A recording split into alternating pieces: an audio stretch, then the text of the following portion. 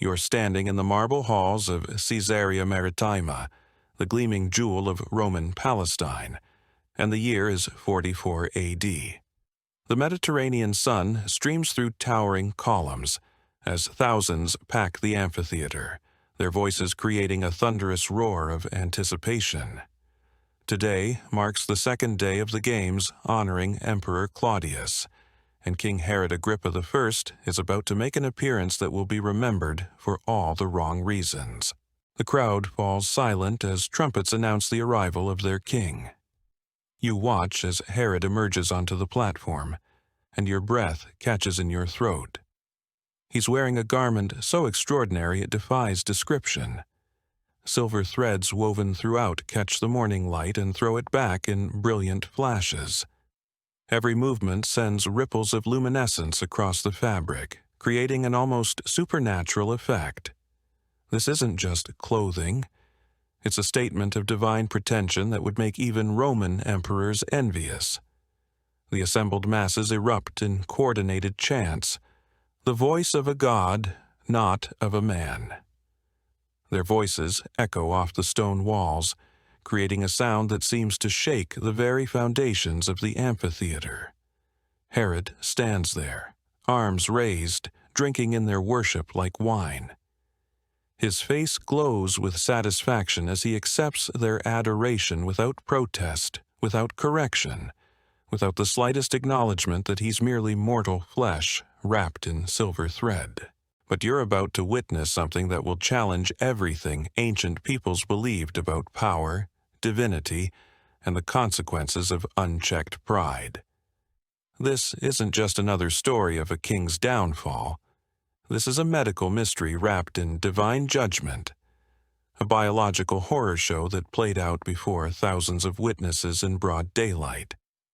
Before we dive into the gruesome details of what happened next, if you're fascinated by these forgotten moments where history and divine intervention collide, consider hitting that subscribe button. I'd love to know where you're watching from. Drop a comment with your location. It amazes me how we can explore these ancient mysteries together from all corners of the world. King Herod Agrippa I wasn't your average puppet ruler. Unlike many client kings who merely collected taxes and kept the peace, Herod had cultivated an image of almost divine authority. He'd spent years building his reputation as a king who could command both Roman respect and Jewish loyalty, a nearly impossible balance in first-century Palestine. His grandfather, Herod the Great, had been notorious for his paranoia and brutality, but Agrippa seemed different. He appeared pious, generous, and politically astute. The games at Caesarea were his masterpiece of political theater. Representatives from across the region had gathered to witness this display of royal magnificence. The silver robe he wore wasn't just expensive. It was a calculated symbol of his quasi-divine status. Ancient historians tell us that as the sun struck the fabric, it created an otherworldly shimmer that convinced many spectators they were witnessing something supernatural. Standing there on that elevated platform, accepting worship meant for gods alone, Herod had crossed a line that ancient peoples understood instinctively. The boundary between mortal and divine wasn't just philosophical. It was dangerous territory that even the most powerful kings approached with caution. Roman emperors might accept divine honors after death, but claiming divine status while living was playing with forces beyond human control. The crowd's chants grew louder, more frenzied. "The voice of a god," they repeated. And with each repetition, Herod's expression grew more satisfied, more convinced of his own transcendent nature. He had no idea that invisible forces were already at work, that his body was about to become the stage for one of history's most shocking displays of divine justice. What happened next would be recorded by multiple ancient historians, witnessed by thousands, and remembered as one of the most terrifying examples of pride meeting its ultimate consequence. The moment Herod's speech began, something extraordinary happened. His voice carried across the amphitheater with unusual resonance, each word seeming to possess an almost hypnotic quality that held the crowd spellbound. Ancient sources describe how his oratory that day surpassed even his legendary eloquence.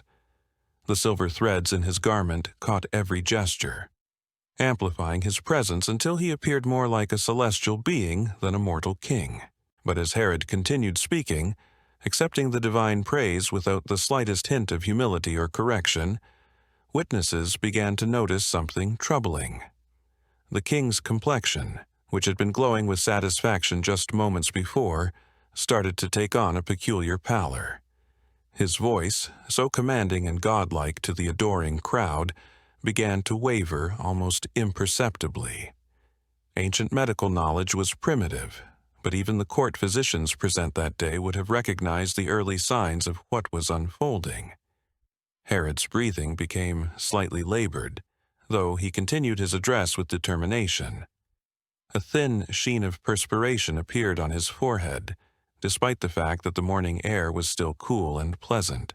The crowd remained oblivious, their chanting growing ever more fervent. They saw only their magnificent king in his shimmering robes, their divine ruler addressing them from his elevated platform. None of them could have imagined that inside Herod's body, a biological catastrophe was beginning to unfold with terrifying speed. Modern medical experts studying the ancient accounts have proposed various theories about what was happening to the king. Some suggest a massive stroke. Others point to acute pancreatitis or a sudden cardiac event. But the most disturbing possibility, given the specific details recorded by eyewitnesses, involves internal parasitic infestation reaching a critical mass. Imagine the horror of what Herod was experiencing internally while maintaining his composure before thousands. The initial discomfort would have felt like severe indigestion, perhaps accompanied by sharp, stabbing pains in his abdomen. His royal training would have demanded he continue performing his duties despite the growing agony, even as his body began to rebel against him in the most fundamental way. The silver robe that had made him appear divine now became a prison, trapping heat and making every movement uncomfortable. Yet Herod pressed on, his pride preventing him from showing any sign of weakness before his subjects. He had cultivated this image of near divinity for so long that admitting mortality, even to himself, seemed impossible. Then came the moment that would be seared into the memory of every witness present. Herod suddenly doubled over, clutching his stomach with both hands. The divine voice that had been accepting worship just moments before was replaced by an inhuman shriek of agony that echoed off the amphitheater walls like the cry of a wounded animal. The crowd's chanting died instantly, replaced by confused murmurs and gasps of shock. Their god-king was writhing in obvious torment, his silver garment now stained with sweat and worse things. The carefully orchestrated spectacle of royal magnificence was dissolving into something far more primal and terrifying. What happened next defied every expectation of how kings were supposed to die, challenging ancient beliefs about divine justice and the fate of those who claim godhood for themselves.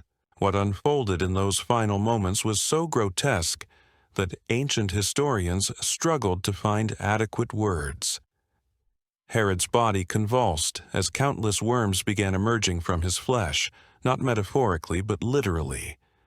Witnesses watched in absolute horror as his skin seemed to rupture from within, releasing torrents of parasitic creatures that had been consuming him from the inside out.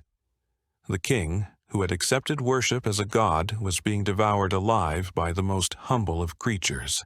The silver robe that had made him appear divine became soaked with blood and worse things as Herod collapsed onto the marble platform.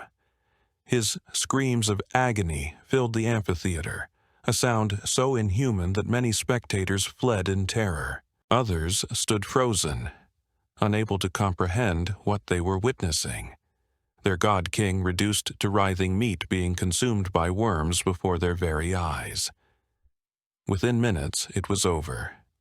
King Herod Agrippa I, who had moments before been accepting divine worship, lay dead on the same platform where he had claimed godhood.